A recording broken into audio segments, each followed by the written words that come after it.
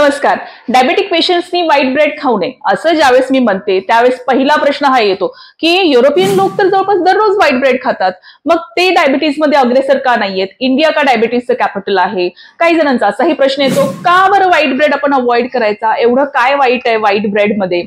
किंवा काही जण म्हणतात व्हाईट ब्रेडला आम्हाला पर्याय सांगा. किंवा काही जणांचं असंही म्हणणं असतं की नाही, मला व्हाईट ब्रेडच खायचा आहे, तो कसा खावा तेही सांगा. वेल, या सर्व प्रश्नांची उत्तर आपल्याला आजच्या व्हिडिओमध्ये मिळणार आहेत. व्हिडिओ स्किप न करता पूर्ण बघा. व्हाईट ब्रेड किंवा जो जनरली आपल्याला ब्रेड मिळतो बाजारामध्ये तो आपल्या डायबेटिक पेशंटसाठी फार चांगला पर्याय नाही असं का म्हटलं जातं ते बघूया. First of all, white bread बनतो हा मैद्यापासून म्हणजेच फाईन फ्लॉर, आणि हे जे मैद्यापासून बनलेले पदार्थ आहेत किंवा जो व्हाईट ब्रेड आहे ते खाल्ले की खूप पटकन पचून जातात, खूप पटकन डायजेशन होतं आणि त्याचं कन्व्हर्जन हे ब्लड ग्लुकोज मध्ये होतं. म्हणजेच काय, रक्तातली साखर खूप पटकन वाढते. आता ही रक्तातली साखर खूप पटकन वाढलेली आहे म्हणजेच ब्लड शुगर लेवल आपली वाढलेली आहे, त्यामुळे इन्सुलिन लगेचच रिलीज होतं आणि इन्सुलिन रिलीज झालं की पुन्हा ही जी ब्लड शुगर लेवल आहे ती पटकन आपली नॉर्मलला येते. म्हणजेच काय, एक खूप मोठा स्पाइक येतो आपल्या ब्लड शुगर मध्ये, आणि हा स्पाइक डायबेटिक पेशंट्सच्या बाबतीमध्ये नको असतो. डायबेटिक पेशंट्सच्या केसमध्ये ब्लड शुगर मध्ये स्पाइक आलेला ही एक फार चांगली गोष्ट नाही.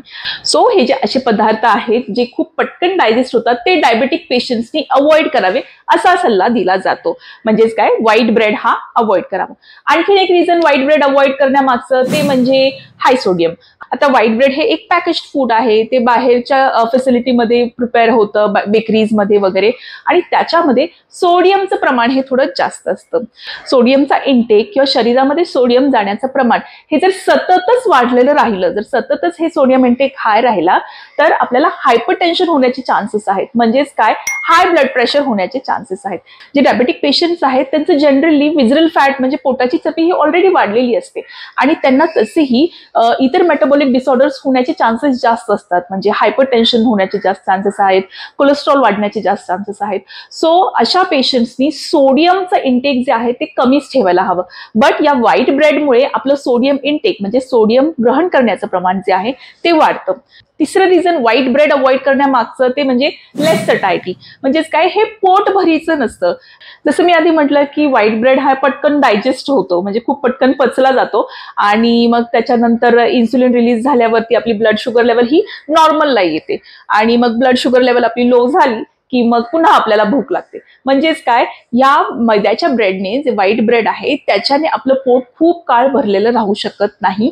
हे कमी सेशिएटिंग आहेत, त्यामुळे आपल्याला वारंवार भूक लागू शकते. इव्हन ब्रेड खाल्ल्यानंतर थोडा वेळ तुम्हाला बरं वाटेल, त्यानंतर लगेचच भूक लागू शकते आणि यामुळे आपलं कॅलरी इंटेक वाढू शकतं. म्हणजेच काय, आपण जास्त जेवण जेवतो आणि याच्यामुळेही आपलं वेट गेन होऊ शकतं, वजन वाढू शकतं. जे युरोपियन्स आहेत, वेस्टर्न कंट्री मधले जे लोक आहेत ते तर रेग्युलर व्हाईट ब्रेड खातात, मग ते डायबिटीजमध्ये अग्रेसर का नाहीयेत? आपल्या भारतालाच डायबिटीजचं कॅपिटल का म्हटलं जातं? किंवा आपल्या इंडियामध्ये डायबिटीसचे पेशंट्स का वाढत आहेत? असं एक आर्ग्युमेंट येतं ज्यावेळेस मी असं म्हणते की व्हाईट ब्रेड डायबिटिक पेशंट्सनी खाऊ नये. वेल, डायबिटीज होण्यामागे बरेचसे रिझन्स आहेत, फक्त एकटा व्हाईट ब्रेड याच्यासाठी रिस्पॉन्सिबल आहे असं नाही. आता राहिला प्रश्न वेस्टर्न कंट्रीमधल्या लोकांचा, यांना कॉकेशियन्स म्हणतात. सो या कॉकेशियन्स लोक जे आहेत ते रेग्युलरली व्हाईट ब्रेड खातात, तरी त्यांना डायबिटीज हा जास्त का होत नाही? किंवा आपल्या इंडियामध्ये डायबिटीसचे पेशंट्स का जास्त? वेल, यासाठी बरेचसे रिझन्स आहेत. याच्यामध्ये सर्वात महत्वाचं आहे ते म्हणजे लाईफस्टाईल, ऍक्टिव्ह लाईफस्टाईल. आपण बघत आहोत की गेल्या 20-25 वर्षामध्ये आपल्या इंडियामध्ये जी लाईफस्टाईल होती, जी आपण ऍक्टिव्ह होतो, ते खूप झपाट्याने इनऍक्टिव्ह होत गेलो आहोत किंवा सिडेंटरी होत गेलो आहोत. या 20-25 वर्षामध्ये तुम्ही बघाल की लोक जेवढे आधी ऍक्टिव्ह होते, दिवसभर काम करायचे, कुठेही जायचं असेल तर वॉक करत जायचे किंवा सायकलनी जायचे, आता तेच लोक 4 व्हीलर्स यूज करतात किंवा घरी बैठं काम करतात. सेकंडली, हे जे कॉकेशियन्स आहेत किंवा ज्यांना आपण वेस्टर्न कंट्रीमधले युरोपियन लोक म्हणतो, हे जे आहेत यांच्या बॉडीमध्ये विजरल फॅट डिपॉझिट होण्याचं प्रमाण जे आहे ते थोडं कमी आहे. म्हणजेच काय, पोटाची चरबी, आपल्या भारतीय लोकांमध्ये चरबी पोटामध्ये साचण्याचं प्रमाण जास्त आहे, विजरल फॅट आपल्याला जास्त असतं. आणि ज्या व्यक्तींना विजरल फॅट जास्त असतं, पोटाची शरीराची चरबी जास्त असते त्या व्यक्तींना डायबिटीज होण्याची शक्यता जास्त असते. त्यामुळेच इंडियन लोकांमध्ये किंवा इंडियन सबकॉन्टिनेंटमध्ये डायबिटीजचं प्रमाण हे जरा जास्त आहे. आणि वेस्टर्न कंट्रीच्या लोकांचे इटिंग हॅबिट्स म्हणजे खाण्यापिण्याच्या पद्धती आपण जर बघितलं तर ओव्हरऑल त्यांच्या डाएटमध्ये प्रोटीन आणि फायबरचा समावेश थोडा जास्त असतो. म्हणजेच ॲनिमल प्रोटीन त्यांच्याकडे जास्त असतं, चिकन, फिश किंवा रेड मीट त्यांच्याकडे जास्त यूज करतात, पोक यूज करतात. त्याच्यामध्ये फॅट पण असतं आणि प्रोटीन पण भरपूर प्रमाणात असतं. प्लस त्यांच्याकडे व्हेजिटेबल्स जास्त यूज केले जातात. त्यांच्या कल्चरमध्येही जर तुम्ही पाहिलं तर कार्बोहायड्रेटचा सोर्स तर असतोच, बट प्रोटीन जास्त प्रमाणामध्ये असतं आणि फायबर जास्त प्रमाणात असतं. सो हे जे इटिंग हॅबिट्स आहे, हे जे इटिंग कल्चर आहे ज्याच्यामध्ये प्रोटीनला जास्त प्राधान्य दिलं जातं, तेही एक रिझन असू शकतं त्यांना डायबिटीस कमी होण्यामागे. आणि कम्पेअर्ड टू दॅट इंडियामध्ये प्रोटीन फायबरला थोडं कमी प्राधान्य दिलं जातं आणि कार्बोहायड्रेट्सला जास्त इम्पॉर्टन्स देतो आपण.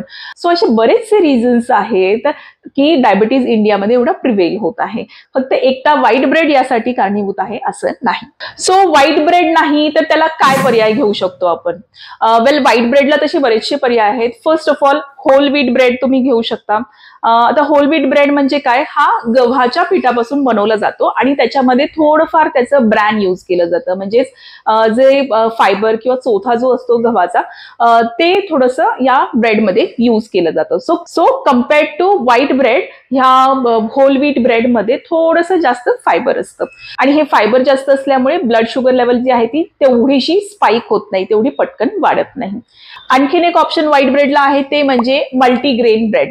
मल्टीग्रेन ब्रेड म्हणजे काय? वेगवेगळ्या धान्यापासून बनवलेला ब्रेड.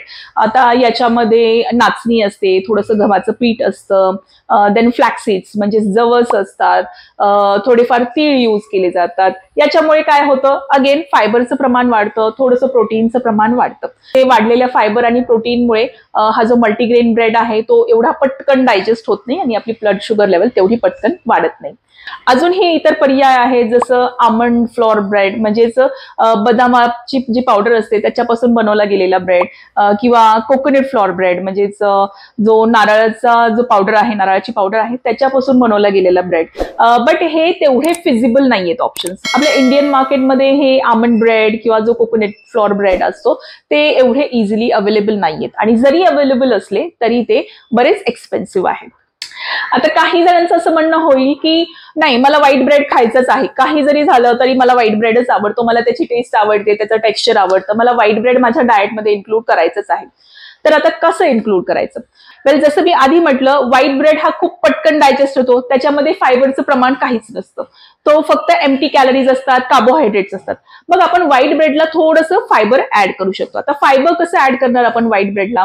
तर तुम्ही व्हाईट ब्रेडचं सँडविच बनवू शकता. व्हाईट ब्रेडमध्ये तुम्ही वेगवेगळ्या भाज्या ऍड करून त्याच्यामध्ये फायबर ऍड करू शकता.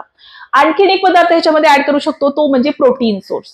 आता प्रोटीनचंही अगदी फायबर सारखंच आहे, प्रोटीन पण अगदी हळूहळू डायजेस्ट होत असतं. सो तुम्ही प्रोटीन जर तुमच्या व्हाईट ब्रेडला ऍड केलं तर त्याच्यानेही तुमची ब्लड शुगर लेवल जी आहे ती एवढी स्पाइक होणार नाही. ह्याच्यामध्ये भरपूर भाज्या आणि प्रोटीनचा सोर्स ऍड करून त्याचं सँडविच बनवून खाऊ शकता. आता प्रोटीनचे सोर्सेस काय काय होऊ शकतात? जर नॉन व्हेजिटेरियन असाल तर एग म्हणजेच अंड, चिकन तुम्ही ऍड करू शकता. व्हेजिटेरियन असाल तर तुम्ही पनीर ऍड करू शकता, चीज ऍड करू शकता. सो या सगळ्या गोष्टी ऍड केल्याने जो ओव्हरऑल जो तुमचा मील आहे म्हणजे जे तुमचं सँडविच आहे त्याचा ग्लायसेमिक लोड जो आहे तो कमी होईल. म्हणजे हे जे ओव्हरऑल तुमचं सँडविच आहे ते हळूहळू डायजेस्ट होईल आणि तुमची ब्लड शुगर लेवल जी आहे ती हळूहळू वाढेल, ती एकदम अशी वाढणार नाही, जो स्पाइक असतो तो क्रिएट होणार नाही. सो व्हाईट ब्रेड जेव्हा तुम्ही तुमच्या डाएटमध्ये इन्क्लूड कराल तर मेक शुअर की तुम्ही त्याच्यामध्ये फायबर आणि प्रोटीन ऍड करूनच घ्याल. सर्वात महत्वाचं प्रमाण, किती पोर्शन साईज घ्यायची आहे व्हाईट ब्रेडची? वेल, व्हाईट ब्रेडचे जास्तीत जास्त 1 किंवा 2 स्लाइसेस तुम्ही एका वेळेला खाऊ शकता. म्हणजेच याचं सँडविच बनवून प्रॉपरली जसं मी आधी सांगितलं भरपूर भाज्या, प्रोटीन सोर्स म्हणजेच पनीर किंवा चीज किंवा अंड तुम्ही ऍड करून ह्याचं छान सँडविच बनवून खाऊ शकता. 1 किंवा 2 स्लाइसेस तर जास्तीत जास्त, त्यापेक्षा जास्त नाही. आणि तुम्हाला दररोजच हे व्हाईट ब्रेड तुमच्या डाएटमध्ये नाही इन्क्लूड करायचं आहे. आठवड्यातून एखाद वेळेस हा व्हाईट ब्रेड तुम्ही घेतलात तरी चालून जाईल. सो हा होता आजचा व्हिडिओ ब्रेड बद्दल माहिती सांगणारा. डायबेटिक पेशंट्सनी व्हाईट ब्रेड खावा की नाही, तो खाल्ला तरी किती प्रमाणामध्ये खावा, कसा खावा. तुम्हाला आजची माहिती कशी वाटली मला नक्की कमेंट सेक्शन मध्ये सांगा. व्हिडिओ आवडला असेल तर नक्की लाईक करा. चॅनलवरती नवीन असाल तर नक्की सबस्क्राईब करा. आणि तुम्हाला इतर कुठल्या टॉपिकवरती व्हिडिओ हवा आहे का मला तेही सजेशन द्या. भेटूया पुढील व्हिडिओमध्ये. Till then bye bye.